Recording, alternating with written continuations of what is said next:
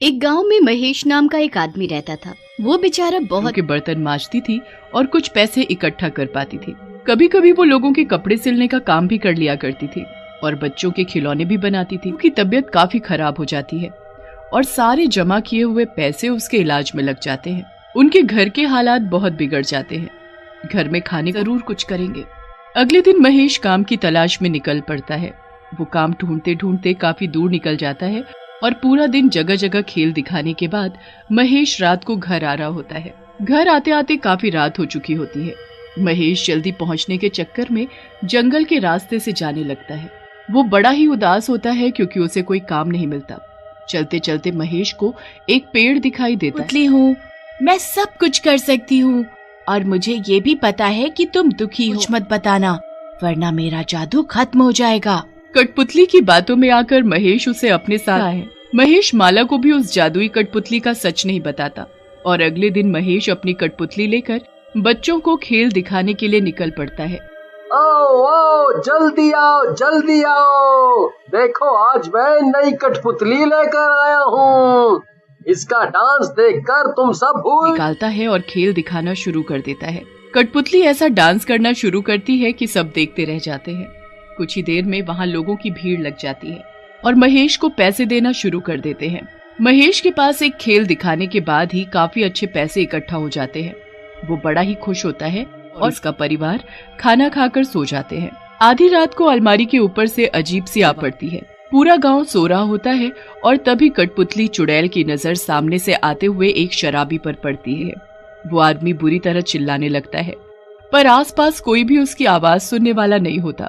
सारा खून पीने के बाद वो चुड़ैल वापस घर जाकर कठपुतली बन जाती है। अगली सुबह जब महेश उठता है और कठपुतली को अलमारी से उतारता है तो कठपुतली के कपड़ों पर खून देखकर बड़ा हैरान होता है। फिर माला कठपुतली चुड़ैल के रूप में आकर शिकार पर निकल पड़ती है। इस बार उसे एक औरत घर में बिल्कुल अकेली मिलती है। चुड़ैल इसी चीज का फायदा उठाती है और उस औरत का सारा खून सब कर कौन रहा है।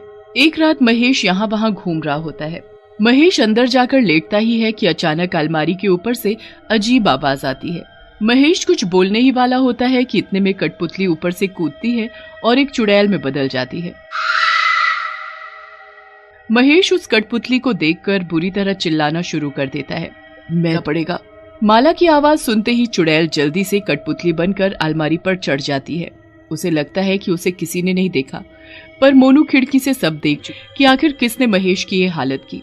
तभी मोनू बोलता है, मैंने देखा है उसे।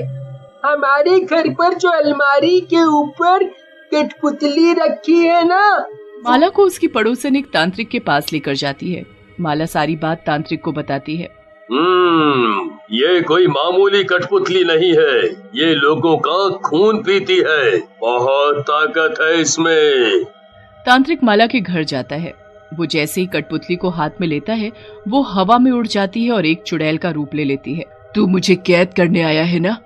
नहीं कर पाया, अब मैं आजाद हूँ। मुझे कोई गुड़िया याद आती है। वो जल्दी से अपनी बनाई हुई गुड़िया लेकर आती है और तांत्रिक को दे देती है। तांत्रिक अपने मंत्र पढ़ना जारी रखता है और फिर अचानक चुड़ैल को झटका लगता है और वो एकदम से गुड़िया के अंदर समा जाता है। को अपने साथ लेकर जा रहा हूँ ताकि दोबारा ये आजाद ना हो पाए।